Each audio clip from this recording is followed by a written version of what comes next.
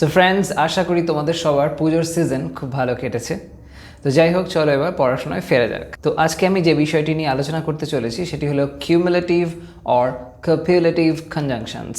ওকে, এর আগে আমি অ্যাডভার্সেটিভ কনজাংশনস নিয়ে ডিসকাস করেছি। সেই ভিডিওটা তোমরা মিস করে থাকলে অবশ্যই দেখে নিও, আমি তার লিঙ্কটা ডেসক্রিপশন বক্সে দিয়ে দিয়েছি। ওকে, তো যাই হোক, এই কিউমুলেটিভ বা কপিউলেটিভ কনজাংশনস কাদের বলা হয়? জানবে এই ধরনের কনজাংশনস তখনই ব্যবহার হয় যখন হয়তো একটা কোনো বিষয়কে কেন্দ্র করে দুটো ইনফরমেশান দেওয়া হচ্ছে পরপর দুটো সেন্টেন্সে, আবার হতে পারে যে দুটো এমন ধরনের ইনফরমেশান প্রোভাইড করা হচ্ছে যেটা একে অপরের সঙ্গে রিলেটেড এবং সেই ইনফরমেশানগুলো দুটোই একই রকমই গুরুত্ব সম্পন্ন।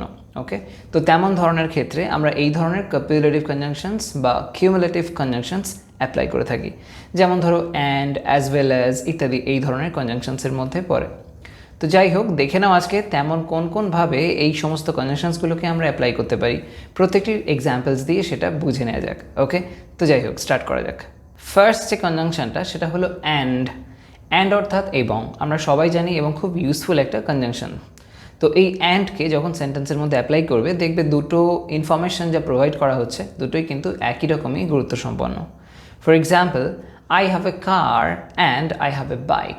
ওকে, এই যে আই হ্যাভ এ কার, আমার একটা গাড়ি আছে, and I have a bike, এবং আমার একটা বাইক আছে। তো দুটোই একই রকমই গুরুত্ব সম্পন্ন দুটো সেন্টেন্সেস এখানে বলা হলো। তো সেই জন্য দুটো ইনফরমেশান আমার সম্পর্কে দেওয়া হয়েছে এবং সেই দুটোকে একই রকম আর কি ভাবে ধরে নিয়ে দুটোর মধ্যে সমান একটা ব্যালেন্স রেখে অ্যান্ড এখানে অ্যাপ্লাই করা হলো। ওকে, তো এমন ধরনের সেন্সে অ্যান্ড তোমরা অ্যাপ্লাই করতে পারো। এবার নেক্সট যে কনজাংশনটা সেটা হলো বোথ অ্যান্ড। এই বোথ অ্যান্ড মানে জানবে উভয়ই এবং, এমন ধরনের একটা সেন্স আসে। তো কেমনভাবে হতে পারে, চলো একটা এক্সাম্পল দেখা যাক। They both love and respect this old man. তারা এই বৃদ্ধ মানুষটিকে ভালোবাসেন এবং শ্রদ্ধাও করেন। উভয় জিনিসই করেন, অর্থাৎ ভালোবাসা এবং শ্রদ্ধা দুটোই রয়েছে সেই বৃদ্ধ মানুষটির প্রতি তাদের তরফ থেকে। তো এমন সেন্সে ওকে, দুটো জিনিসকে এখানে একটা কম্বাইন সেন্সে অ্যাপ্লাই করা হচ্ছে। ওকে, তো তেমন ক্ষেত্রে বোথ এবং অ্যান্ড অ্যাপ্লাই করবে। ওকে, এক্ষেত্রে মনে রাখবে বোথ এবং অ্যান্ডের ক্ষেত্রে বোথের পরে প্রথম যে ইনফরমেশানটি দিচ্ছ সেটিকে বসাবে এবং অ্যান্ডের পরে সেকেন্ড ইনফরমেশানটিকে অ্যাড করতে হবে। ওকে, ঠিক যেমন আমি এই সেন্টেন্সে করলাম, বোথের পরে লাভ এবং অ্যান্ডের পরে রেসপেক্ট অ্যাপ্লাই করেছি। এইভাবে তোমরা সেন্টেন্স তৈরি করো। এবার নেক্সট ওয়ান যেটা বলছি সেটা হলো অ্যাজ ওয়েল অ্যাজ। এটা ওই অ্যান্ড সেন্সেই অ্যাপ্লাই হয়।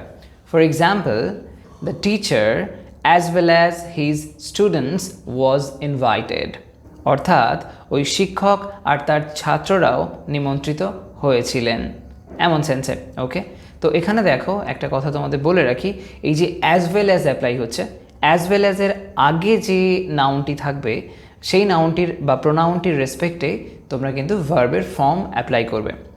যেমন দেখো এখানে অ্যাজ ওয়েল অ্যাজের আগে দ্য টিচার রয়েছে, যেটি একটি সিঙ্গুলার ফর্ম বোঝাচ্ছে, কিন্তু দেখো এই অ্যাজ ওয়েল অ্যাজের পরে এখানে আমরা স্টুডেন্টস অ্যাপ্লাই করছি, হি স্টুডেন্টস। তো এই যে স্টুডেন্টস অর্থাৎ এটা প্লুরাল হয়ে গেল। তাহলে যদি আমরা এটার উপরে ডিপেন্ড করতাম তাহলে ওয়্যার হতে পারতো, কিন্তু সেটা লিখলে ভুল হয়ে যাবে। অ্যাজ ওয়েল অ্যাজের আগে যে সাবজেক্টটি থাকছে সেটিকেই আমাকে এখানে টার্গেট করতে হবে, বা যে নাউনটি থাকছে সেটিকেই আমাকে টার্গেট করতে হবে, বা সেটা প্রোনাউনও হতে পারে। তো এখানে এই যে তার টিচার রয়েছে যেহেতু সিঙ্গুলার, সেই জন্য আমরা ওখানে ওয়াজ অ্যাপ্লাই করলাম। ওকে, তো এটা খেয়াল রাখবে, যখনই অ্যাজ ওয়েল অ্যাজ অ্যাপ্লাই করবে, অ্যাজ ওয়েল অ্যাজের আগে যে নাউনটি ব্যবহার হচ্ছে বা প্রোনাউনটি ব্যবহার হচ্ছে সেটি সিঙ্গুলার না প্লুরাল সেটার উপরে বেস করে, বা সেটি কেমন ধরনের প্রোনাউন বা কেমন ধরনের নাউন সেটা বুঝে নিয়ে সেই মতন তোমরা ভার্বের উপরে তার ইমপ্রেশনটা দেবে। ওকে, মনে রেখো। এবার নেক্সট ওয়ানটা দেখে নাও, নট অনলি বাট অলসো। এটা সেই সেন্সে অ্যাপ্লাই হয় যে দুটোই যখন একই রকম গুরুত্ব সম্পন্ন, কোনোভাবেই একটার থেকে আরেকটাকে বাদ দেওয়া যায় না, এমন সেন্সে, মানে ওই এটাও নয় ওটাও, এমন ধরনের সেন্সে। ওকে, অর্থাৎ এটা তো বটেই, এর পাশাপাশি ওই জিনিসটাও, এমন ধরনের একটা সেন্স আনে। For example, we like not only cricket but also football. অর্থাৎ আমরা পছন্দ করি শুধুমাত্র ক্রিকেটই নয় ফুটবলও, দুটো জিনিসই ইকুয়াল ইম্পর্টেন্স দিয়ে আমরা দেখছি, তেমন একটা সেন্স বোঝানো হচ্ছে। ওকে, অ্যাপ্লাই করো। এবার লাস্ট ওয়ানটা দেখো, নো লেস দ্যান। এই নো লেস দ্যান এটিকে অ্যাপ্লাই করতে পারো কোনো কিছুর থেকে কম নয় এমন সেন্সে। এটাও ব্যবহার যখন হবে সেক্ষেত্রে ওই অ্যাজ ওয়েল অ্যাজ যে রুলটা বললাম, অর্থাৎ এটির আগে যে নাউনটি বা প্রোনাউনটি থাকবে সেই মতনই সেন্টেন্সে থাকা ভার্বটির উপরে তার ইমপ্রেশনটা পড়বে, ঠিক যেরকম অ্যাজ ওয়েল অ্যাজে হয়েছিল এখানেও তাই হয়। For example, Bimal, no less than his friends, is an experienced man. অর্থাৎ বিমল তার বন্ধুদের থেকে অভিজ্ঞতায় কম নয়, এমন একটা সেন্সে। ওকে, এখানে নো লেস দ্যানের আগে যেহেতু বিমল আছে সেটি সাবজেক্ট হচ্ছে, এবং সেই রেসপেক্টে বিমল অনুযায়ী আমরা ওখানে ইজ অ্যাপ্লাই করলাম। কিন্তু যদি হিজ ফ্রেন্ডসটাকে আমরা সাবজেক্ট হিসেবে ধরতে পারতাম তাহলে ওখানে আমাদের আর লিখতে হতো।